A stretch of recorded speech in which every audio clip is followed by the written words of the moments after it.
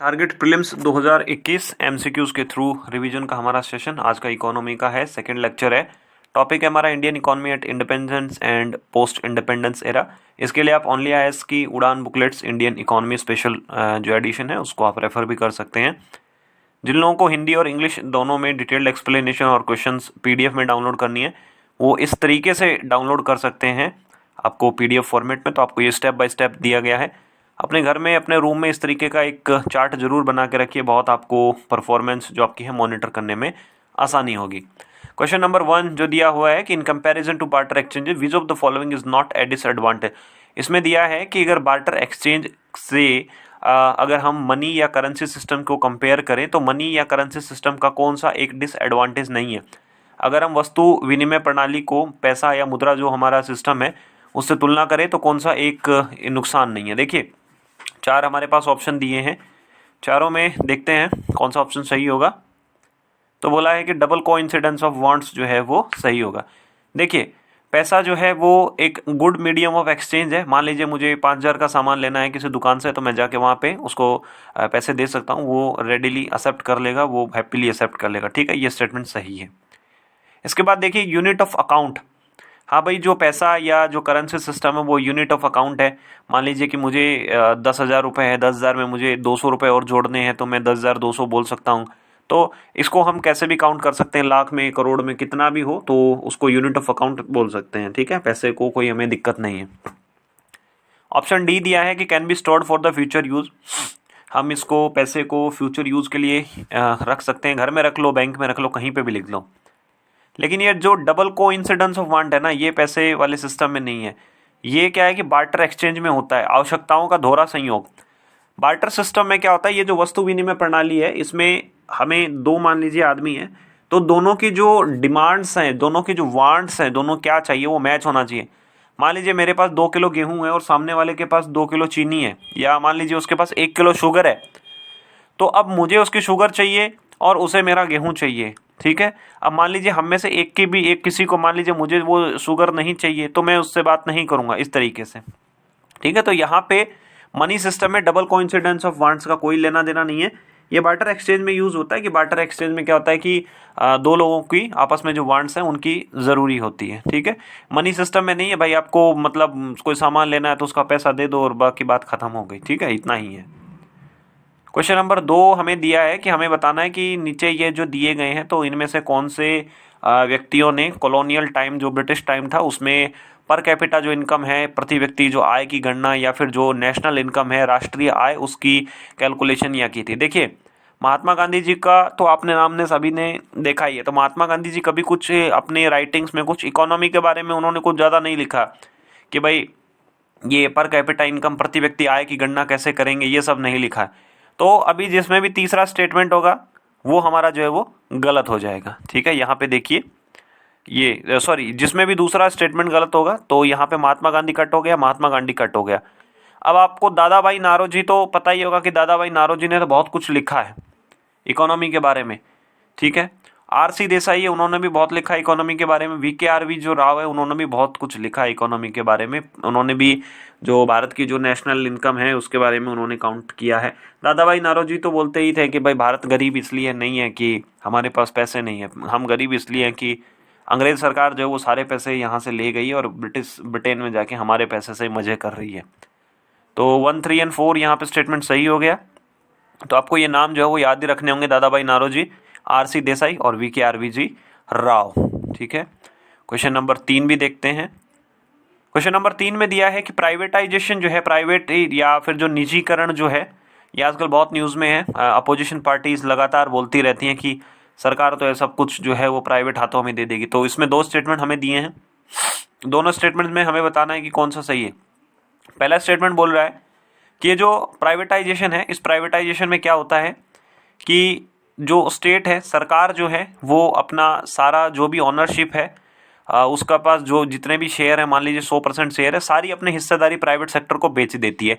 इसको प्राइवेटीकरण या निजीकरण या प्राइवेटाइजेशन बोलते हैं। दूसरा दिया है स्टेटमेंट की डिसइन्वेस्टमेंट क्या होता है कि पार्शियल डाइल्यूशन, मतलब इसमें क्या होता है विनिवेश, मतलब कि सरकार जो है अपना कुछ थोड़ा हिस्सा 10%, 20%, 30% जो है वो प्राइवेट हाथों में या प्राइवेट सेक्टर को दो है अपना दे देगी। हमें बताना है कि इसमें से कौन सा स्टेटमेंट जो है वो गलत है, ठीक है, ये बताना है इसमें से कौन सा स्टेटमेंट गलत होगा। नाइदर वन नॉर टू, इनमें से कोई सा भी स्टेटमेंट गलत नहीं है। देखिए पहला स्टेटमेंट सही क्यों है, क्योंकि प्राइवेटाइजेशन या निजीकरण का मतलब ही यही है कि सरकार अपना 100% हिस्सेदारी जो है वो प्राइवेट हाथों को दे दे। मान लीजिए कोई ऑर्गेनाइजेशन है, जैसे एनटीपीसी है, नेशनल थर्मल पावर कॉरपोरेशन है, सरकार के पास जो भी उसका शेयर है सारा का सारा सरकार बोल दे कि 100% हिस्सेदारी है प्राइवेट, तुम ले लो, तो वो प्राइवेटाइजेशन हो जाएगा। डिसइन्वेस्टमेंट क्या होता है कि कुछ पार्शियल डायल्यूशन, मान लीजिए कि एनटीपीसी में सरकार के 30% हिस्सेदारी है, सरकार उसमें से 10% जो है बेच दे। अभी चल रहा है ना डिसइन्वेस्टमेंट, सरकार ने बोला है कि हम जो है स्ट्रेटेजिक सेक्टर में ज़्यादा से ज़्यादा 4 पीएसयूज रखेंगे, बीपीसीएल को भी जो है वो उसमें भी हिस्सेदारी हम हमारी बेचेंगे, जो भारत जो पेट्रोलियम है, इस तरीके से, तो इसको हम जो है वो डिसइन्वेस्टमेंट बोलते हैं, ठीक है। क्वेश्चन नंबर 4 हम देखते हैं। क्वेश्चन नंबर 4 में दिया है कि कैपिटलिस्ट जो इकोनॉमी है, जो पूंजीवादी जो अर्थव्यवस्था है, उसका कौन सा एक फीचर नहीं है। अब इसमें यहाँ पे ध्यान रखना है, हमें पूछा है कि नहीं है, 4 हमें स्टेटमेंट दिए हैं। देखिए पहला स्टेटमेंट बोलता है कि जो मीन्स ऑफ प्रोडक्शन है, जैसे कि मान लीजिए कि कोई लैंड हो गया, कैपिटल हो गई, मशीनरी हो गई, इनकी ओनरशिप, इनका स्वामित्व जो है वो प्राइवेट हाथों में होगा, पहला स्टेटमेंट है। सेकंड स्टेटमेंट बोल रहा है कि जो ए ग्रेटर पार्ट ऑफ प्रोडक्शन, मतलब जो भी बनेगा उसको प्राइवेट कंजम्पशन के लिए हम यूज़ कर लेंगे। मान लीजिए किसी के पास बिस्किट की फैक्ट्री है, तो वो बिस्किट की फैक्ट्री लगा के क्या करेगा, उसमें से ज़्यादा बहुत सारे बिस्किट अपने ही घर में खा लेगा, इस तरीके से बोला है। तीसरा स्टेटमेंट क्या है कि जो प्राइस है, जो किसी कीमत किसी सामान की क्या कीमत होगी, वो मार्केट की डिमांड और सप्लाई में डिपेंड करेगा। चौथा बोला है कि जो प्रॉफिट होगा वो सबसे ज़्यादा क्या होगा, प्रोड्यूसर को होगा, और जो बनाने वाला उत्पादक जो है उसका मेन एम, मुख्य लक्ष्य क्या होगा, मैक्सिमम प्रॉफिट हो। हमें पूछा है कौन सा सही नहीं होगा, ठीक है, तो देखते हैं कौन सा सही नहीं है। तो यहाँ पे सेकंड स्टेटमेंट जो बोला है वो सही नहीं है। देखिए प्राइवेट, ये जो कैपिटलिस्ट जो इकोनॉमी होती है, इसके अंदर क्या होता है कि जो प्राइवेट जो ऑनर है, जो भी कोई फैक्ट्री होगी, उसमें जितना भी प्रोडक्शन होगा, जितना भी उत्पादन होगा, वो खुद के कंजम्पशन के लिए, प्राइवेट कंजम्पशन के लिए नहीं होता है, वो उसे आगे मार्केट में बेचने के लिए होता है कि ज़्यादा से ज़्यादा चीज़ें जो हैं वो मार्केट में बेचें। अब टाटा वाले जो हैं, मान लीजिए कोई कार बनाते हैं, कोई सफारी, कोई कुछ कार बनाते हैं, या जो एसयूवी जो भी बनाते हैं, तो वो ये नहीं करते कि भाई हम हमारे लिए चलाएंगे, वो बाजार में बेचने के लिए चलाते हैं। पहला स्टेटमेंट, इसमें जो सेकंड स्टेटमेंट है वो कैपिटलिस्ट का एक फीचर नहीं है। पहला स्टेटमेंट बिल्कुल सही है कि जो मीन्स ऑफ प्रोडक्शन जो होते हैं, जैसे लैंड हो गया, कैपिटल हो गया, पैसे हो गए, ये सब प्राइवेट हाथों में होता है। तीसरा है कि जो किसी भी प्रोडक्ट की क्या प्राइस होगी वो डिपेंड करता है मार्केट की कितनी डिमांड है, कितनी सप्लाई है। और चौथा स्टेटमेंट है, ये भी करेक्ट है कि जो मेन मोटिव जो होता है, प्रोड्यूसर का जो मेन मोटिव है वो यही रहता है कि ज़्यादा से ज़्यादा मैं प्रॉफिट जो है वो कमाऊँ। क्वेश्चन नंबर 5 देखिए, इसमें दिया है कि कोई मैन्युफैक्चरिंग कंपनी है, उसके अंदर जो है वो हाई स्किल्ड कोई आदमी है, उसके पास बहुत कुछ हाई स्किल है, लेकिन वो क्या कर रहा है, कुछ छोटा लो स्किल, मतलब जहाँ पे कोई बहुत कुशलता नहीं चाहिए और बहुत कम पैसे में काम कर रहा है। ऐसे समझो आप कि कोई किसी ने बीटेक किया है और वो बीटेक करने के बाद में स्विगी या जोमेटो में डिलीवरी बॉय का काम कर रहा है 8,000 रुपये में, इस तरीके से है। तो इसको हम कौन सी सिचुएशन बोलेंगे? क्या इसको अंडर एम्प्लॉयमेंट बोलेंगे, फिक्शनल बोलेंगे, डिस्गाइज बोलेंगे, या फिर साइक्लिक एम्प्लॉयमेंट बोलेंगे? तो इसका क्या सा आंसर सही होगा कंप्यूटर जी? कंप्यूटर जी ने बोला है अंडर एम्प्लॉयमेंट। यहाँ पे देखिए नाम से अंडर एम्प्लॉयमेंट, मतलब उसको काम तो मिल रहा है, उसको काम तो होना चाहिए 50,000 रुपये का, लेकिन वो स्विगी में काम कर रहा है 8,000 रुपये के अंदर, तो ये उसका अंडर एम्प्लॉयमेंट है, उसकी जो स्किल है उससे कम काम कर रहा है। फ्रिक्शनल ये अनएम्प्लॉयमेंट क्या होता है? मान लीजिए आप किसी प्राइवेट जॉब में काम कर रहे हैं और आपका मन हो गया कि भाई हम यहाँ से जो है वो अपनी जॉब चेंज करेंगे, तो बीच में 1-2 महीना रहेगा तो हो सकता है कि आपको कोई जॉब ना लगे, उसको फ्रिक्शनल ये बोलते हैं, ठीक है। फिर हो गया डिस्गाइज्ड, मान लीजिए कि खेत में जो है वो 10 लोगों का ही काम है, लेकिन आपने जो 20 लगा रखे हैं, तो वो एक्स्ट्रा वाले 20 जो है वो डिस्गाइज्ड अनएम्प्लॉयमेंट में ही है। साइक्लिक अनएम्प्लॉयमेंट, मान लीजिए कि साल के 4 महीने काम रहता है, फिर 3 महीने काम नहीं मिलेगा, फिर अगले 4 महीने काम मिलेगा, इस तरीके से इसको जो है वो साइक्लिक यानी कि एक चक्र में होता है। क्वेश्चन नंबर 6 अब देखते हैं। क्वेश्चन नंबर 6 में दिया है जो हमारे 5 ईयर प्लान जो है वो पंचवर्षीय जो योजनाएं उनके बारे में स्टेटमेंट दिया है। पहला स्टेटमेंट दिया है कि जो पहला 5 ईयर प्लान था, पंचवर्षीय जो योजना थी, वो महिला नौबेश जो मॉडल था उनके ऊपर है। सेकंड दिया है कि ये जो मेहलानोबिस जो मॉडल था इसमें क्या था कि इंडस्ट्रियलाइजेशन था, बहुत ज़्यादा जो है वो औद्योगिकरण था कि भाई भारी भारी मशीनरी बनाओ, हैवी इंडस्ट्रीज लगाओ, इस तरीके से। हमें बताना है कि कौन सा स्टेटमेंट इनकरेक्ट है, इनमें से कौन सा सही नहीं है। तो कंप्यूटर जी बता दीजिए कौन सा सही नहीं है। कंप्यूटर जी बोल रहे हैं कि पहला स्टेटमेंट सही नहीं है। देखिए पहला जो पंचवर्षीय योजना थी वो मेहलानोबिस मॉडल के ऊपर नहीं थी, उस मॉडल का नाम था हेरोल्ड डॉमर मॉडल, ठीक है। अब देश आज़ाद हुआ, देश आज़ाद होने के बाद में सबसे बड़ी दो डिबेट चलती थी। कुछ लोग बोलते थे कि भाई हमारे देश में जो खेती वाले लोग ज़्यादा हैं इसलिए हमारा सारा फोकस जो है वो खेती पे होना चाहिए। कुछ लोगों का बोलना था कि हमारा देश ऑलरेडी जो है बहुत पीछे है, हमें जो है भारी भारी मशीनें चाहिए, हैवी इंडस्ट्री लगाओ और फटाफट जो है वो डेवलपमेंट होगा। तो जो पहला जो मॉडल था, फर्स्ट हमारा जो 5 ईयर प्लान था उसमें एग्रीकल्चर को प्रमोट किया गया, लेकिन सेकंड जो हमारा प्लान आया उसके अंदर इंडस्ट्रियलाइजेशन, बड़ी बड़ी इंडस्ट्रीज को प्रमोट करने का जो है वो संकल्प लिया गया, ठीक है। तो वो पीसी मेहलानोबिस जो है वो सेकंड जो पंचवर्षीय योजना है उसके लिए बहुत फेमस है। देखिए अब क्वेश्चन नंबर 7 है यहाँ पे। इंडस्ट्रियल पॉलिसी जो रेजोल्यूशन है 1956 उससे रिलेटेड है। इसमें दिया है, पहला स्टेटमेंट बोल रहा है कि जो सेकंड 5 ईयर प्लान था उसका एम था कि सोसाइटी को जो है हम कैपिटलिस्ट जो है वो फॉर्मेट में लेके जाएं। दो आपने मॉडल बहुत फेमस सुने होंगे, कैपिटलिस्ट और सोशलिस्ट, पूंजीवादी और समाजवादी। तो ये बोलता है कि सेकंड जो पंचवर्षीय योजना थी, द्वितीय पंचवर्षीय योजना का लक्ष्य था कि सोसाइटी को हम जो है वो पूंजीवाद की तरफ लेके जाएं। दूसरा स्टेटमेंट बोल रहा है कि प्राइवेट सेक्टर को जो है वो एक्सक्लूसिव कंट्रोल दे दिया गया कुछ इंडस्ट्रीज के ऊपर कि भाई तुम ही इन इंडस्ट्रीज को संभालो, सरकार जो है वो तुम्हें रेगुलेट करेगी लेकिन मतलब तुम्हारे साथ इंटरफेयर नहीं करेगी। तीसरा बोला कि इस पॉलिसी का जो मेन एम था कि भाई जो है प्राइवेट जो इंडस्ट्रीज है उनके लिए जो लाइसेंस की एक पॉलिसी लेके आए ताकि जो बैकवर्ड जो रीजन्स हैं देश में वहाँ पे भी जो कुछ इंडस्ट्री वगैरह खुल सके। तो इंडस्ट्रियल पॉलिसी रेजोल्यूशन 1956। अब आप सोचो 1956 में कौन प्रधानमंत्री थे? जवाहरलाल नेहरू जी थे। Jawaharlal Nehru ji he was a staunch socialist, मतलब उनका जो है वो समाजवाद की ओर ज़्यादा झुकाव था। पहला स्टेटमेंट जो दिया है कि इस जो पॉलिसी का जो मेन एम था वो था समाज को कैपिटलिस्ट बनाना, तो ये तो गलत हो गया। 1956 में प्रधानमंत्री जवाहरलाल नेहरू है और वो बोलेंगे कि भाई सोसाइटी को जो कैपिटलिस्ट बना दो, ये तो बिल्कुल ही गलत हो गया। तो पहला ऑप्शन भी गलत है, ऑप्शन नंबर डी भी दोनों गलत है, ठीक है। अब देखिए इसमें क्या हुआ था, इस पॉलिसी में बोला गया था कि 3 टाइप की इंडस्ट्रीज बनाएंगे। पहली, जिनके ऊपर सरकार का कंप्लीट कंट्रोल होगा। दूसरा, ऐसी इंडस्ट्रीज जहां पे प्राइवेट एजेंसी या प्राइवेट इंडस्ट्रीज जो हैं वो सरकार का सपोर्ट करेंगी। तीसरा, ऐसा जहां पे सिर्फ और सिर्फ प्राइवेट जो है वो कंपनीज रहेंगी। ऐसे एरियाज जो है वो डिफाइन किए गए थे कि भाई आप ये काम कर लो, हम ये काम कर लेंगे, इस तरीके से। तो जैसे देखिए ना कि डिफेंस हो गया, रेलवेज हो गया, तो यहाँ पे जो है वो सिर्फ और सिर्फ सरकारी जो है वो कंपनियां, उन्हीं को प्राथमिकता जो दी गई।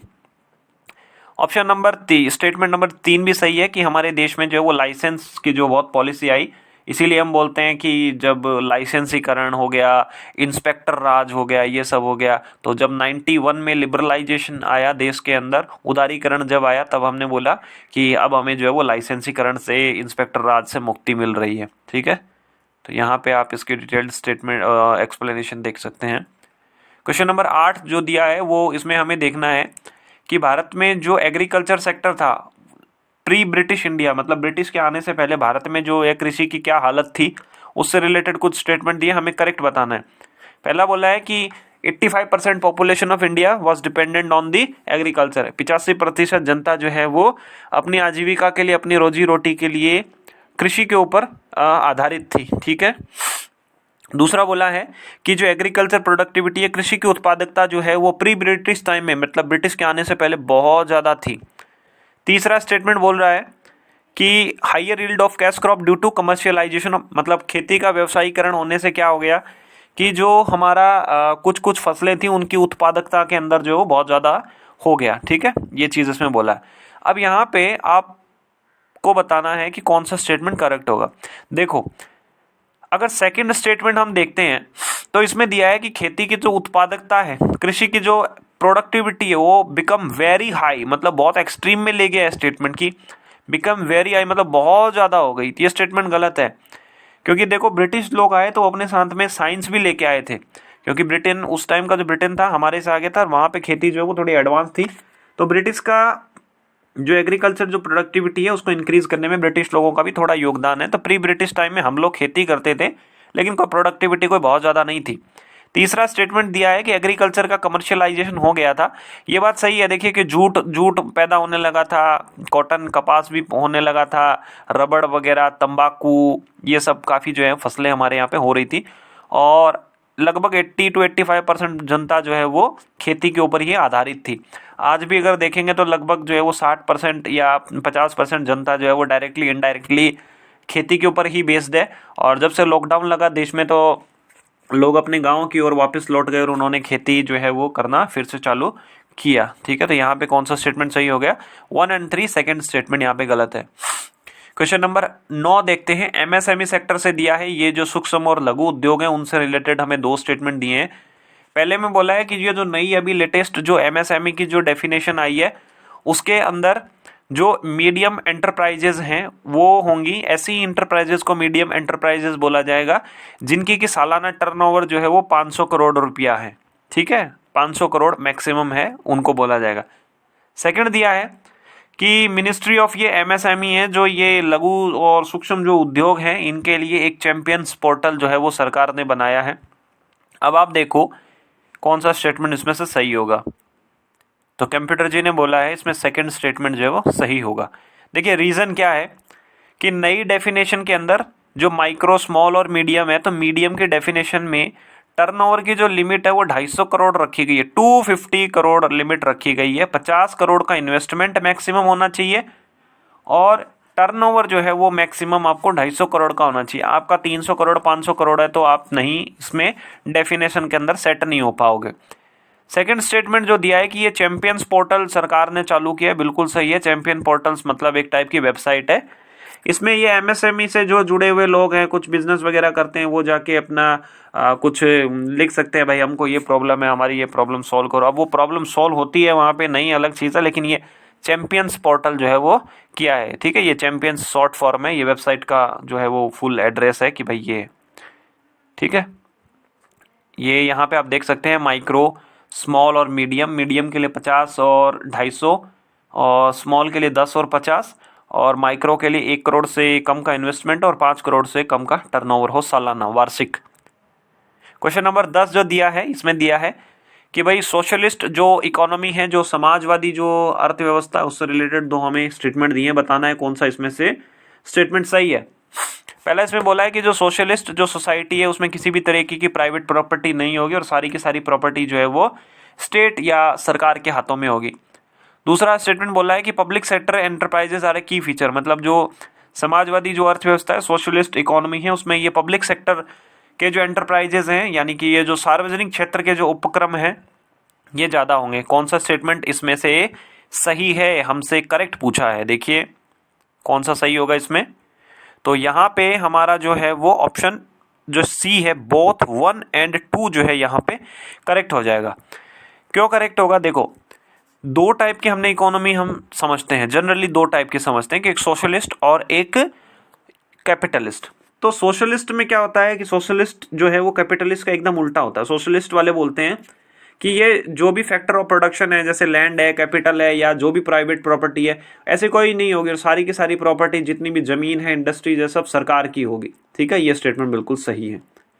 सेकंड दिया है कि जो पब्लिक सेक्टर एंटरप्राइजेज है, ये एक की फीचर है सोशलिस्ट इकोनॉमी का। ये जो सोशलिस्ट इकोनॉमी वाले ये जो हैं, ये प्राइवेट जो एंटरप्रेन्योर्स हैं उनको प्रमोट नहीं करते हैं। ये बोलते हैं कि भाई सरकारी ही जो है वो कंपनियां वगैरह सरकारी होनी चाहिए, ये सब होना चाहिए, वो सब होना चाहिए। ठीक है, इस तरीके से।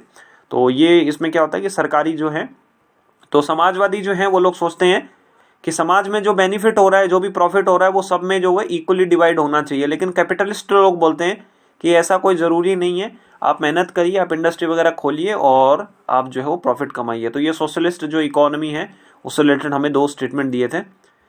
अब आप अपने घर पे इस तरीके का एक चार्ट भी जरूर बनाइए और साथ ही साथ आप कमेंट करके भी ये जरूर बताइए कि आपके कितने क्वेश्चन आपके सही हुए, कितने गलत हुए, कितने आपने स्किप किए, कितने में आप पे ऑप्शन 50-50 पहुंच गए, कितने आपने जो है वो सिली मिस्टेक की वजह से गलत किए, या ऐसे कितने क्वेश्चन थे जिनमें आपको कोई आइडिया ही नहीं था, पहली बार नए क्वेश्चन सुने थे। तो ओनली आइज से जुड़े रहने के लिए आप सभी लोगों का बहुत बहुत धन्यवाद।